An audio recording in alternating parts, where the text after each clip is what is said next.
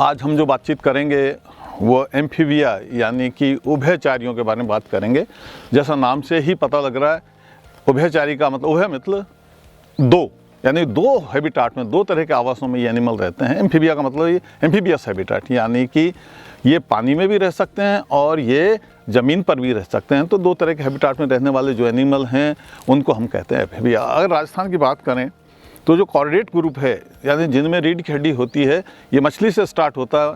Fish हैं, fish के बाद में आता है एम्फीबिया, एम्फीबिया के बाद आता है रेप्टिलिया, रेप्टिलिया के बाद आता है एविज यानी बर्ड पक्षी, और उसके बाद सबसे बाद में आते हैं मैमेलिया। अगर इन पांचों हम ग्रुप में देखें तो सबसे छोटा जो ग्रुप है राजस्थान का वो है हमारा एम्फीबिया। सिर्फ 14 स्पीशीज राजस्थान में मिलती हैं। और एम्फीबिया वो एनिमल हैं जो इनके शरीर पर गीली चमड़ी होती है। ये दानेदार भी हो सकती है और ये थोड़ा सा लसलसी भी हो सकती है, क्योंकि म्यूकस का सिक्रीशन इनमें होता रहता है। ये एनिमल भले ही ज़मीन पर रहते हों, ज़मीन पर रहने वाले भी ब्रीडिंग करने के लिए पानी में ही जाते हैं, तो इनको अंडे अपने पानी में देने पड़ते हैं। और ये ठंडे रक्त वाले प्राणी है। ठंडे रक्त वाले प्राणी का मतलब हुआ कि जो बाहर का टेम्परेचर है मौसम का, उसके अनुसार इनकी बॉडी का टेम्परेचर भी घटता या बढ़ता है। तो इसलिए जो ताप की अधिकता या ताप की कमी है उससे बचने के लिए, अगर सर्दी का मौसम है तो ये प्राणी किसी ऐसी जगह पर छुप जाते हैं जहाँ सर्दी का इनको प्रकोप नहीं हो। इसको कहते हैं शीत निष्क्रियता या हाइबरनेशन। इसी तरह जो गर्मी का मौसम आता है तो गर्मी के मौसम से भी बचने के लिए ये फिर से छुप जाते हैं, और इसको हम एस्टिवेशन या ग्रीष्म निष्क्रियता कहते हैं। यानी कि एक तरह से इनएक्टिव हो जाते हैं, अपनी क्रियाशीलता को कम कर देते हैं, बंद कर देते हैं। और सबसे सुरक्षित जगह है कहीं न कहीं मिट्टी के नीचे छुप जाते हैं ये। तो इस तरह देखा जाए तो लगभग 7-8 महीने इनकी क्रियाशीलता बहुत कम रहती है। और जो वर्षा का सीज़न है, वर्षा के आसपास का सीज़न है, उस समय ये सबसे ज़्यादा सक्रिय होते हैं। उस समय नमी भी खूब होती है, हवा में भी नमी होती है, मिट्टी में भी नमी होती है, कीट पतंगों की संख्या भी खूब हो जाती है। तो ये अपने दो काम उस समय निपटाते हैं। एक तो ब्रीडिंग का काम भी निपटाएंगे, दूसरा 8 महीने के लिए जो भोजन जमा करना है शरीर में, वो काम भी उसी समय करते हैं। तो जैसे मानसून का सीज़न आता है, बादल जैसे गरजते हैं, मिट्टी पे जैसे पानी पहुंचता है, नमी बढ़ती है, ज़मीन गीली हो जाती है, तो ये छुपे हुए जो मेंढक, जो नीचे अभी मेंढक, टोड, ये सब बाहर आ जाते हैं। और आकर सबसे पहला काम है प्रजनन का काम निपटाना। तो उस समय ये प्रजनन के काम निपटाते हैं। और उस समय चारों तरफ अगर हम देखें तो हमको इनके कॉलिंग की आवाज़, इनकी जो टर्राने की आवाज़ है वो सुनाई देती हैं। और ये अगले 5-6 दिन ही ये काम चलता है। इसके बाद हमें आवाज़ अचानक लगता है कि आवाज़ें बंद हो गई हैं, क्योंकि पहला काम जो समय इनको निपटाना है वो अपने प्रजनन के काम को निपटाना है। तो प्रजनन काल में जो मेल हैं, नर हैं, वो कॉल करते हैं फीमेल को। नरों की आमतौर पर जो आकार है मादा के मुकाबले छोटी होती हैं। और जब ये ज़मीन से बाहर निकलते हैं उस समय इनका ब्रीडिंग के लिए जो भी तैयारियां हैं वो पहले ही इनकी पूरी हो चुकी होती हैं। और उसमें खासतौर से अगर हम नर इंडियन बुल फ्रॉग को देखें तो वो पीले रंग के होते हैं, जैसे कि उनके हल्दी लगी हुई हो। और आते ही उस पीले रंग से मादाओं में ये रंग का जो चेंज है ये नहीं होता है। आमतौर पे राना टिगरी नाम अगर हम देखें तो पीले रंग के से हम सेक्स आइडेंटिफिकेशन भी आराम से कर सकते हैं। और उस समय मेल की आवाज़ को सुनकर फीमेल इनकी तरफ मूवमेंट करती है। फीमेल पहचान लेती है कि मेल कहाँ है। और मेल अगर पानी के पास हैं तो ये सारे चीज़ें एक दूसरे को ढूंढने का काम ये पानी में करते हैं। और अगर पानी से कुछ दूर गीली जगह पर भी हैं तो वहाँ पर मेल फीमेल की पीठ पर बैठ जाता है, चढ़ जाता है। और फीमेल पानी की तरफ, जो वहाँ भी नज़दीक की पानी है उसकी तरफ मूवमेंट करना स्टार्ट कर देती है। पानी में जाकर फीमेल जो है अपने अंडे देती है और अंडों के ऊपर नर अपने स्पर्म को छिड़क देता है। इंटरनल कॉपुलेशन नाम की कोई चीज़ नहीं मिलती है। और इस तरह से इनमें एक्सटर्नल फर्टिलाइजेशन मिलता है। मछलियों में भी यही चीज़ है और मेंढकों में यही चीज़ है। और इसके बाद में मेल फीमेल अलग अलग हो जाते हैं। मादा जो है फीमेल अपने बच्चों की अंडों की कोई रखवाली नहीं करती। वो अंडे नेचर की जो गर्मी है, खासतौर से जो सूरज की गर्मी है, उससे उनका फर्दर डेवलपमेंट होता है। और इस समय अगर हम देखें इनके अंडों को, इनके अंडों के ऊपर की तरफ काला रंग हमें दिखाई देता। तो काला रंग सूरज की आने वाली गर्मी को एब्जॉर्ब करते हैं, उससे उनमें थोड़ा टेम्परेचर बढ़ता है और आगे उनका डेवलपमेंट स्टार्ट हो जाता है, सेल डिवीजन स्टार्ट। और थोड़े दिनों बाद हम देखते हैं उनमें छोटे छोटे मछली जैसे बच्चे निकल आते हैं, जिनको हम टैडपोल कहते हैं। तो इस तरह से मेंढक का जीवन चक्र स्टार्ट होता है। और ये जो टैडपोल हैं, ये टैडपोल शाकाहारी होते हैं, इनमें मछली की तरह पंख होते हैं और ये अपना सांस गिल्स से लेते हैं। अब देखिए मछली का जो मछली की बनावट है, मछली का जो व्यवहार है, वो व्यवहार यहाँ शुरू होता है तो मछली की तरह अपना बिहेव करता है और धीरे धीरे जो और आगे डेवलपमेंट होता है तो गिल समाप्त हो जाते हैं, फेफड़े विकसित हो जाते हैं। अब एनिमल और जो टांगे हैं वो भी बनना शुरू हो जाती हैं, पूंछ छोटी होती होती है, अंत में बिल्कुल समाप्त हो जाती है और छोटा सा मेंढक का बच्चा फ्रॉगलेट वो पानी को छोड़ के आसपास ज़मीन की तरफ आ जाता है और छोटे छोटे कीड़ों को खाना शुरू कर देता है। इस समय ये अपना सांस जो थोड़े दिन पहले ये गिल्स से ले रहा था, मछलियों की तरह गलफड़ों से ले रहा था, अब ये अपना श्वसन क्रिया फेफड़ों से और अपनी गीली चमड़ी से करता है। तो ये अद्भुत परिवर्तन हो जाता है और जो शाकाहारी भोजन कर रहा था अब ये शाकाहारी भोजन नहीं करता, अब ये कीड़े खाकर मांसाहार अपनी प्रवृत्ति कर लेता है। तो देखिए कितना बड़ा थोड़े से दिनों में ही हमें चेंज दिखाई दे रहा है। अगर राजस्थान के मेंढकों की बात करें, वर्गीकरण की बात, तो हमारे यहाँ अगर हम एम्फीबिया की बात करें वैसे तो 3 मुख्य ग्रुप हैं एम्फीबिया में। एक है सैलामेंडर का ग्रुप जिसको हम कहते हैं कॉडेटा। कौड़ा का मतलब होता है पूंछ। तो ये जो कॉडेटा वर्ग के जो एम्फीबियंस हैं बेचारी, इनमें पूंछ होती है, इनमें आगे और पीछे की टांगें लगभग बराबर सी होती हैं, आंखें थोड़ी बड़ी होती हैं और ये भी और एम्फीबिया की तरह नम जगहों पर रहना पसंद करते हैं। राजस्थान में कोई भी इस वर्ग का प्राणी नहीं है, सैलामेंडर नहीं है। अगला जो ग्रुप है, दूसरा ग्रुप है, वो है सिसलियंस का।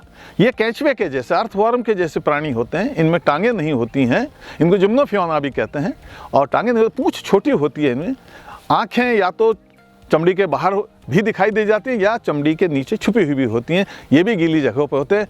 ये वर्ग के प्राणी भी राजस्थान में नहीं हैं। और तीसरा जो वर्ग है वो है अपना एन्यूरा। एन्यूरा का मतलब पूंछ वाले एम्फीबियन। और तो एन्यूरा में जो है अपना जो मेंढक वर्ग है ये इसमें आता है इनमें, और इनमें 4 मुख्य रूप से हम कहेंगे कि जो फैमिली है मेंढकों की, 4 मुख्य रूप से फैमिली हैं। एक फैमिली है जिसको हम कहते हैं बिफोनिडी की। बिफोनिडी में बिफो यानी जो टोड हैं, टोड मेंढक के जैसे ही एनिमल हैं, इनकी पिछली टांगें थोड़ी छोटी होती हैं, टांगें खुरदरी होती हैं और इस वर्ग के प्राणी काफ़ी पानी से दूर रह सकने की उनमें क्षमताएं हैं, थोड़ा सूखी जगह पर भी चले जाते हैं, लेकिन अंडा देने के लिए इनको पानी में ही आना पड़ेगा। तो ये टोड का ग्रुप है। और अगर हम टोड के नर को देखें, इसके गले में एक ही वोकल सैक होता है। जब वो बोलता है तो एक गुब्बारे की तरह सामने की तरफ निकल कर फूल जाता है और उसे टर्राने की आवाज़ पैदा होती है। इससे अगला वाला जो दूसरा ग्रुप है वो है माइक्रोहाइलिडी फैमिली। माइक्रो मतलब छोटा, यानी कि ये ऐसे मेंढक हैं जिनका मुंह या सिर छोटा होता है।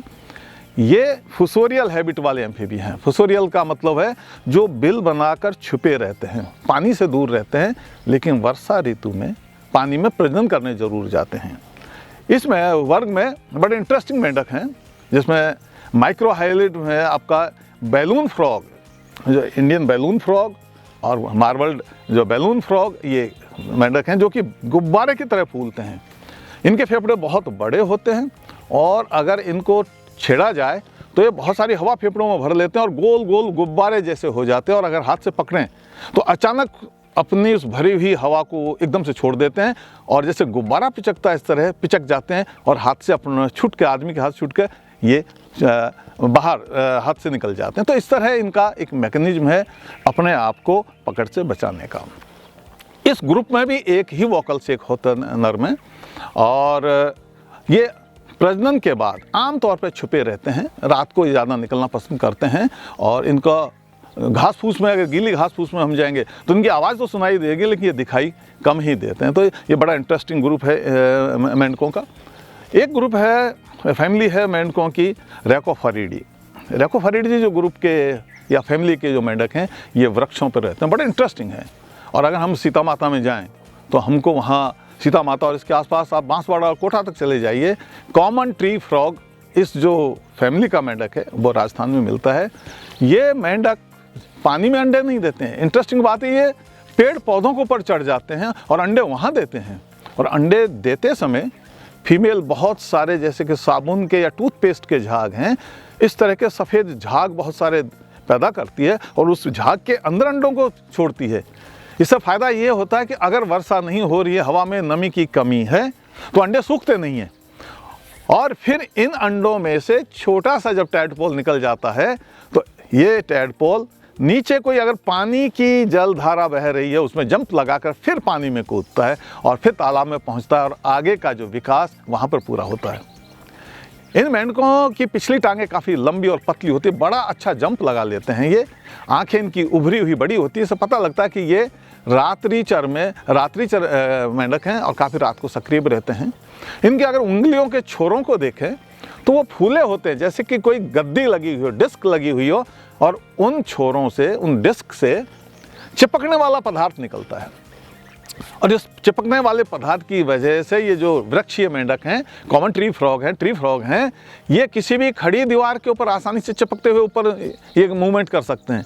ये पेड़ों के ऊपर चढ़ सकते हैं और दिन में ये कहीं अंधेरी जगह, घरों में भी आ जाते हैं, बाथरूम में कहीं गीली जगह होगी वहीं छुप कर बैठ जाते हैं और रात्रि को फिर निकल जाते हैं, सक्रिय हो जाते हैं, बाहर निकल आते हैं।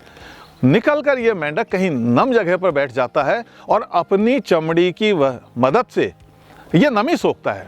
दिन में ये पानी का जो कमी हो गई थी इसके शरीर में, वो कमी ये रात को सक्रिय होने से पहले किसी नम जगह पर बैठ जाएगा और चमड़ी से सोखता है और इस तरह जब पानी की मांग पूरी हो जाती है बॉडी की, ये सक्रिय हो जाता है, कीड़ों को खाने निकल जाता। तो इस तरह से ये अपने आप में एक अद्भुत मेंढक है। एक जो चौथा ग्रुप है मेंढकों का वो है फैमिली रेनिडी, जिसमें राना जो जीनस है उस वर्ग के इसमें जीनस के मेंढक आते हैं रेनिडी में। और इनमें सबसे जो बड़ा मेंढक है वो है राना टिग्रिना, जिसको इंडियन बुल फ्रॉग कहते हैं। ये काफ़ी बड़ी साइज़ का होता है, मादा तो काफ़ी बड़ी साइज़ की, कई बार तो वज़न आधा किलो और इसके आसपास हो जाता है। नर थोड़ा सा छोटा होता है। ये सबसे बड़े मेंढक हैं, न केवल राजस्थान के बल्कि हमारे भारत देश के भी सबसे बड़ा जो फ्रॉग है वो है Indian bull frog.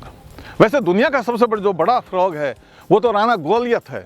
Rana Goliath Africa में मिलता है और अगर राना गोलियत का वजन 20 किलो तक हो जाता है, मेंढक का वजन 20 किलो तक का हो जाता है, और अगर इसकी टांग पकड़कर राना गोलियत को अगर हम लटकाएं तो लगभग आदमी की हाइट का हो जाता है। तो देखिए कितना बड़ा मेंढक है, लेकिन ये भारत में नहीं मिलता। हमारा यहाँ जो मेंढक है वो राना टिग्रिना है।